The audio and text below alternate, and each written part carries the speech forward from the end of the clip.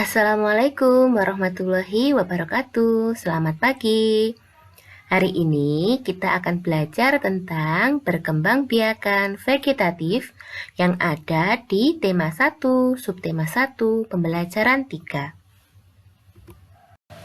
Tanaman selain berkembang biak dengan cara generatif juga dapat berkembang biak dengan cara vegetatif. Kalau cara generatif itu secara kawin, yaitu benang sari dan putik. Nah, kalau vegetatif itu tanpa perkawinan. Cara perkembangbiakan vegetatif ada dua, yaitu vegetatif alami dan vegetatif buatan. Vegetatif alami yaitu perkembangbiakan tumbuhan tanpa bantuan makhluk hidup lain. Proses perkembangbiakan ini secara alami terjadi pada tumbuhan itu sendiri.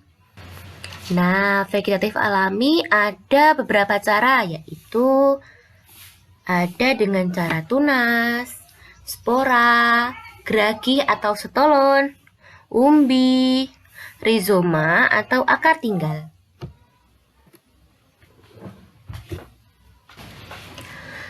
Yang pertama kita bahas adalah tunas. Tunas adalah perkembangbiakan individu baru yang tumbuh dari tumbuhan induknya. Individu baru yang dihasilkan melalui tunas biasanya tumbuh di samping induknya. Selanjutnya, individu-individu baru yang berkembang biak melalui tunas akan membentuk rumpun. Munculnya tunas individu baru berasal dari bagian tumbuhan di dalam tanah. Contoh tumbuhan yang berkembang biak dengan tunas adalah pisang, bambu, pinang, dan tebu. Nah, contohnya pada tumbuhan pisang, nah tunasnya, jadi dia hidup berumpun. Tunasnya dekat dengan induknya. Nah, ini seperti contohnya ini anaknya, ini induknya. Kalau bambu, ya bambu kan membentuk rumpun. Nah, ini tunasnya. Nah, tunas juga ada beberapa jenis. Yang pertama, tunas adventif. Cara berkembang biak melalui tunas adventif adalah cara tumbuhan untuk menghasilkan individu baru melalui sela-sela bagian tumbuhan. Pengertian dari tunas adventif sendiri adalah tunas yang terbentuk tidak pada tempatnya. Jenis tumbuhan yang berkembang biak dengan tunas adventif akan tumbuh pada bagian tumbuhan yang biasanya tidak bertunas, seperti daun dan akar.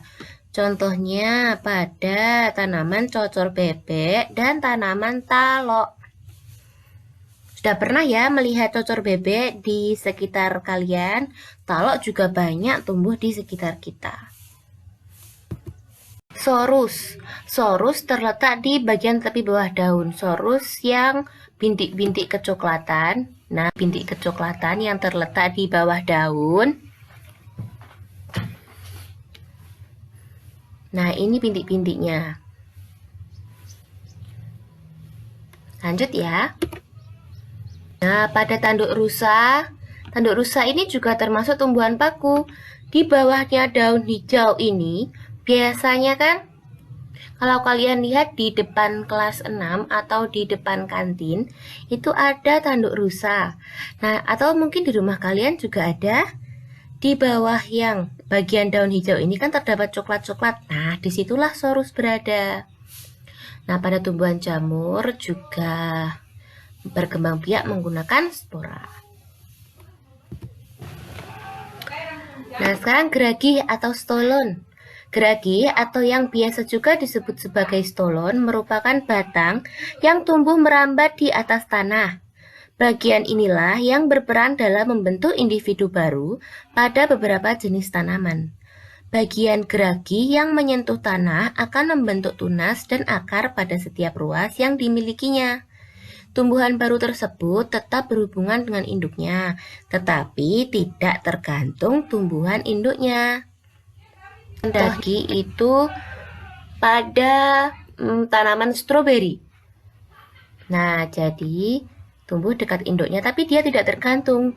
Dia bisa hidup sendiri ketika dipotong. Lalu ada juga pada tanaman pegagan.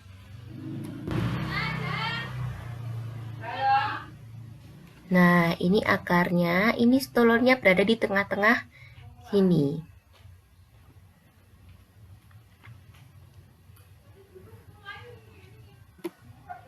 Lanjut, umbi. Umbi adalah tumbuhan yang punya akar yang membesar dan berisi. Umbi ini ada 3 jenis, yaitu umbi batang, umbi lapis, dan umbi akar.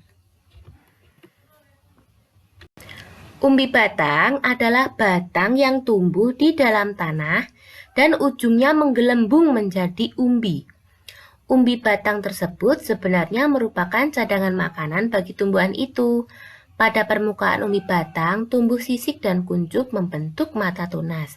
Contohnya ada pada tumbuhan atau tanaman kentang. Nah, ini dia tumbuh kuncup yang membentuk mata tunas pada kentangnya ini. Nah, ini nanti akan jadi individu baru. Lalu pada ubi jalar. Ubi jalar juga sama. Nah, ini tumbuh kuncup-kuncup tunas-tunas baru pada ubi jalar. Nanti kalau ditanam, dia bisa menjadi individu baru.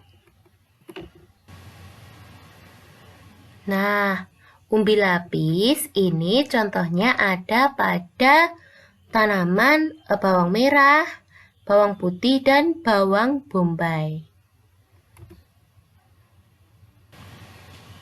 Lalu umbi akar. Umbi akar adalah akar yang tumbuh membesar karena berisi cadangan makanan. Jika umbi akar ditanam bersama dengan pangkal batangnya, maka pada pangkal batang itu akan tumbuh tunas. Tunas tersebut merupakan tumbuhan baru. Contohnya ada pada wortel dan lobak. Bedanya umbi akar dan umbi batang tadi apa ya? Kalau umbi batang itu tumbuh tunas-tunasnya pada bisa di seluruh bagian permukaan kentang tadi, contohnya kentang atau ubi jalar ya. Nah, kalau pada wortel atau lobak itu, tunasnya tumbuh pada pangkalnya atau pada bagian pangkalnya ini loh, atas-atasnya ini. Di sini, di sini, di sini. Banyak itu ya. Lanjut. Nah, umbi akar juga pada singkong. Sekarang kita lanjut ke rizoma atau akar tinggal. Rizoma atau rimpang ini mirip seperti umbi. Bedanya, ini merupakan batang menjalar yang terdapat di bawah tanah, membentuk seperti akar dan berbuku-buku. Contohnya jahe, kunyit juga berkembang biak dengan rizoma. Lalu lengkuas, kencur. Nah, itu tadi contoh tanaman yang berkembang biak dengan rizoma atau akar tinggal. Lanjut ke vegetatif buatan. Pada vegetatif buatan ini ada 4 cara: mencangkok, merunduk, setek, dan okulasi.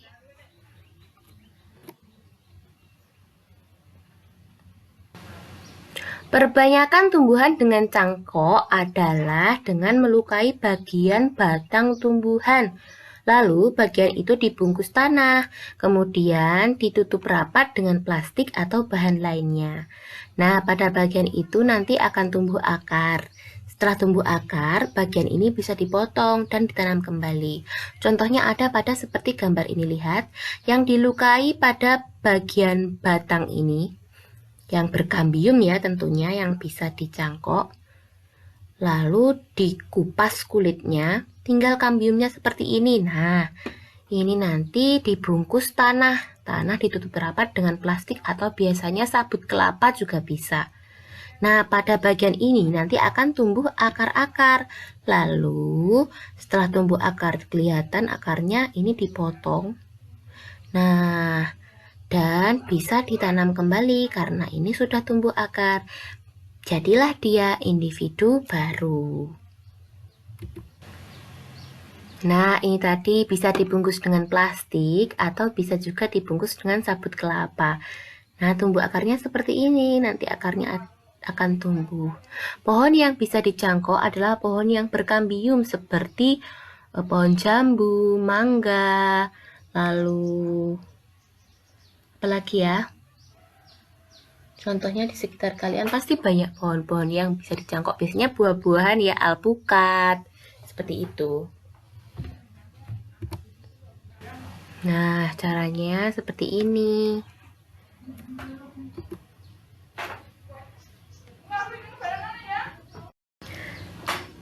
Nah, lanjut kita ke stek.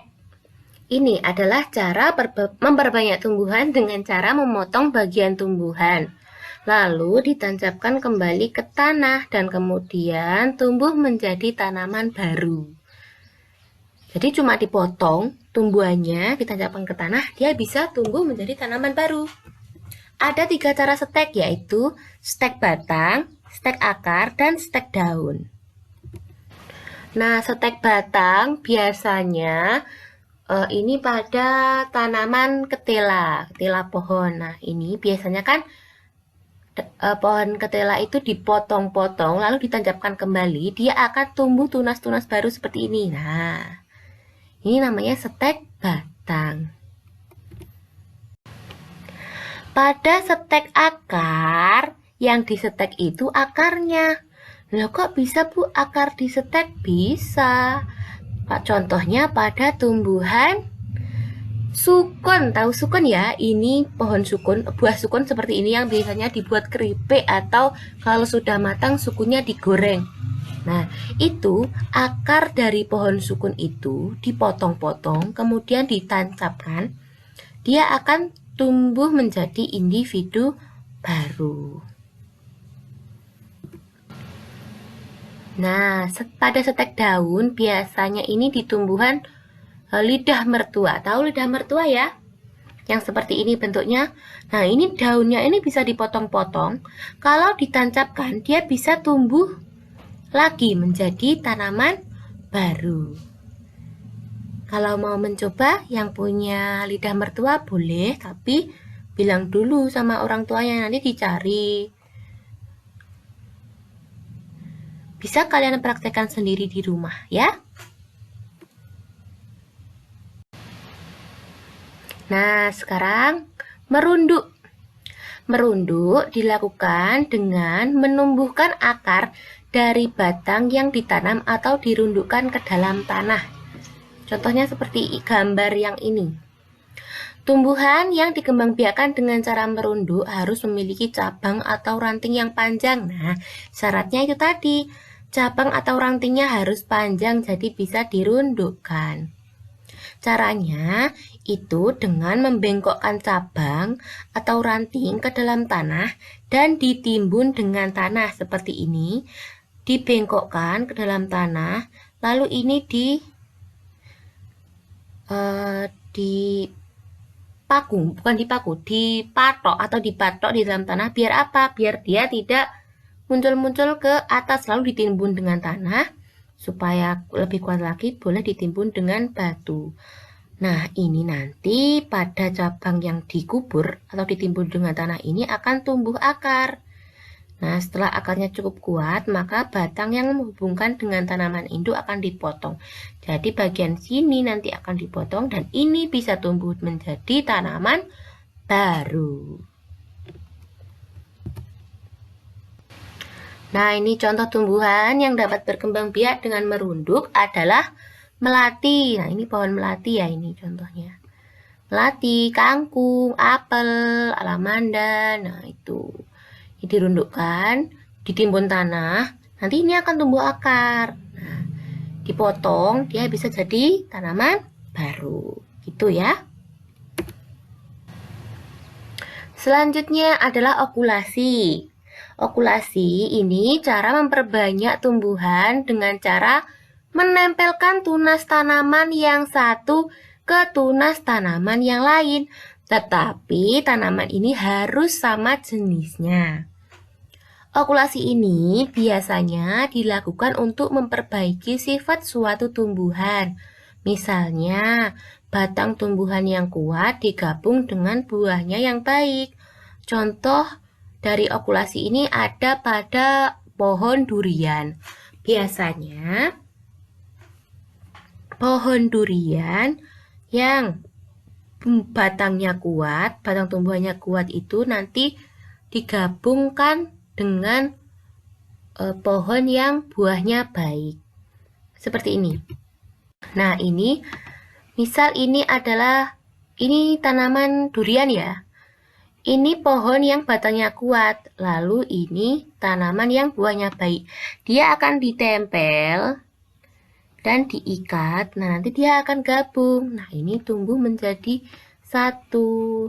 Nanti jadinya dia punya pohon yang kuat, tapi buahnya juga bagus. Nah, sekian dulu materi perkembangbiakan vegetatif kali ini. Jangan lupa dipelajari dan kerjakan tugas dari Bu Guru. Wassalamualaikum warahmatullahi wabarakatuh.